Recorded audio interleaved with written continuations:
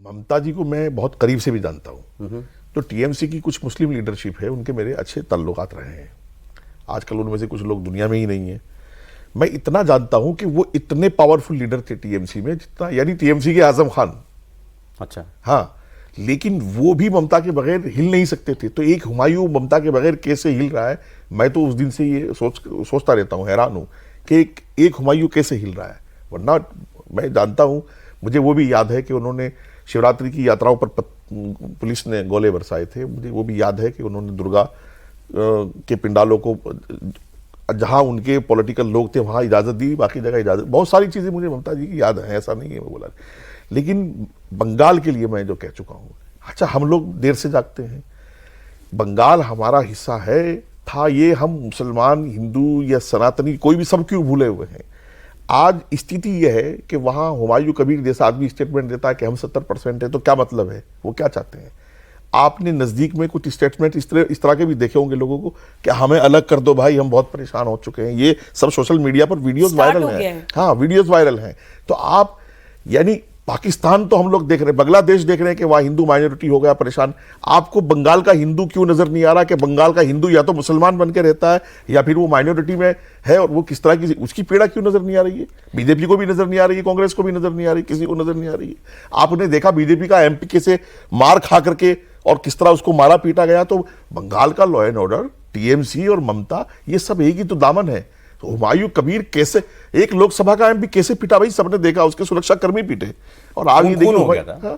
तो हुमायूं कबीर क्या कर रहा है, नहीं कर रहा, मैं तो देखिए, मैं फिर से कहूंगा जो सुबीर जी कह रही हैं कि मुझे तो देश से बाहर की भी कुछ चीजें ऐसा लग रहा है कि हालात जो है वो उसी टू नेशन थ्योरी की तरफ वापस जा रहे हैं। बीजेपी बहुत प्रयास कर रही है वहां पे, बात ठीक है, और हम जितना वहां पूछ रहे हैं कि बीजेपी हो सकता है पहले से पिछले चुनाव से बेहतर कर जाए, लेकिन गैप बहुत है अभी दोनों में, 10% का वोट का अंतर है।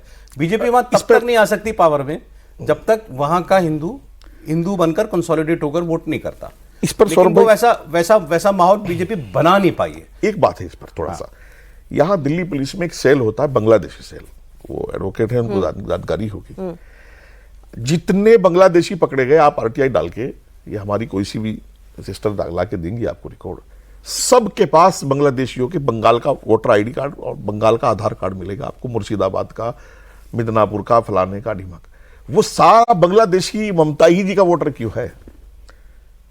जो अभी एसआईआर की बात हो रही है, तो फिर ममता जी एसआईआर कैसे होने चाहिए। ममता जी जानती है कि मैंने 1,90,80,00,000, मुझे कोई कल पॉलिटिकल आदमी बता रहे थे कि कोई 90 लाख के आसपास वोटर बांग्लादेशी बंगाल में है, और मैं तो 85 को जानता हूं, मेरे पास इतने केसेस हैं। मैं अभी पिछले साल डीसीपी साउथ ईस्ट ने दिल्ली में कुछ बांग्लादेशियों को पकड़ा, तो मैं चूंकि टीवी पर उसकी जानकारी मुझे मिली, तो मुझे टीवी पर बोलना था, तो मैंने और थोड़ा जानकारी निकालने की कोशिश। सबके पास, जितने भी लोग पकड़े गए, सबके पास आधार कार्ड, वोटर आई कार्ड, सब कुछ, जो भी कुछ था वो बंगाल का था। अरे नहीं, अभी वो योगी आदित्यनाथ का स्टेटमेंट है कुछ एक दिन पहले का, कि उन्होंने कहा कि हमें कुछ मामले ऐसे मिले यूपी के एसआईआर में, कहाँ के रहने वाले हैं या कहाँ का जन्म है, तो कोई बता रहा है दिनाजपुर का, कोई कह रहा है कि नौगांव का, असम का, दिनाजपुर बंगाल में है, और वोटर कहाँ का, संभल का।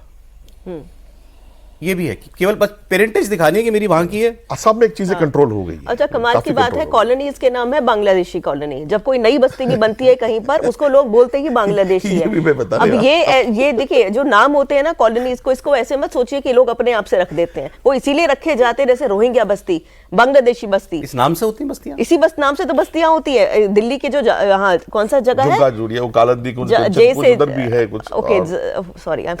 बहुत सारी जगह पर है, एक नहीं है, सबको पता है कि यहाँ ये, हाँ, उसी कॉलोनी, उसी नाम से वो कॉलोनी मानी जाती है। कि मान लीजिए अगर कोई पाकिस्तानी हिंदू बस्ती है, क्योंकि मैं वहां जाती हूँ तो जैसे पूछते हैं कि वो मोहल्ला कहाँ है, क्योंकि वो बस्तियों के बहुत स्पेसिफिक एड्रेसेस नहीं होते ना, तो लोग ऐसे ही बताते हैं वो पाकिस्तानी मोहल्ला वहां पर है, पाकिस्तानी मोहल्ला के नाम से जानते हैं।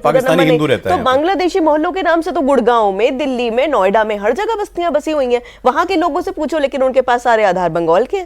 तो ये तो ऐसा है, आधार बंगाल, बिल्कुल, वो तो बन जाते हैं ना, उसपे तो इतने अखबारों ने स्टिंग ऑपरेशन किया हुआ है। भी और इन्होंने भी, दोनों ने एक ही बात की कि सारे घुसपैठियों के कागज जो बन रहे हैं वो बंगाल में बन रहे हैं। हाँ, और इस पे इतने अखबारों ने, इतने टीवी चैनल्स ने स्टिंग ऑपरेशंस किए हुए हैं कि जाकर कितने हैं, 200-200 रुपए में बन हैदराबाद जाते में भी हैं। बन रहे हैं। सौरभ भाई ऑन हैदराबाद रिकॉर्ड है ये में। बात जो हम कह रहे हैं ना भाई, कल को हमें जवाब भी तो देना पड़ेगा ना इस बात का। ये ऑन रिकॉर्ड है, आप दिल्ली पुलिस की बांग्लादेश सेल से मंगा लीजिए, मतलब आधार का स्कैम दिखाकर उसके ऊपर बाकी डॉक्यूमेंट पे डॉक्यूमेंट बनते चले जाते हैं। देखिए इसमें ग्राम का प्रधान से लेकर जो आपके Exactly. पूरे सिस्टम में इन्वॉल्व है वो होता है, क्योंकि इवेंचुअली तो अमानतुल्लाह प्रशासन से उसी भिड़ गया था ना भाई, रोहिंग्या के लिए और बांग्लादेशी के लिए, आपको याद भी तो होगा ना। आपके सबसे लोएस्ट रंग जो ब्यूरोक्रेसी में होता है उसको लिख के देना है कि हाँ ये हमारे गांव का निवासी है, पेपर वर्क वहां से पूरा तैयार हो जाता है, वैसे सारा बन जाता है। एक चीज और बड़ी अच्छी है सौरभ कि इसी बहाने से एटलीस्ट पूरे देश को ये तो पता चल रहा है कि एसआईआर का विरोध क्यों होता है, ये तो पता चल रहा है कि एनआरसी का विरोध क्यों होता है। क्योंकि विरोध इसलिए होता है कि सिर्फ वोट के लिए ही नहीं,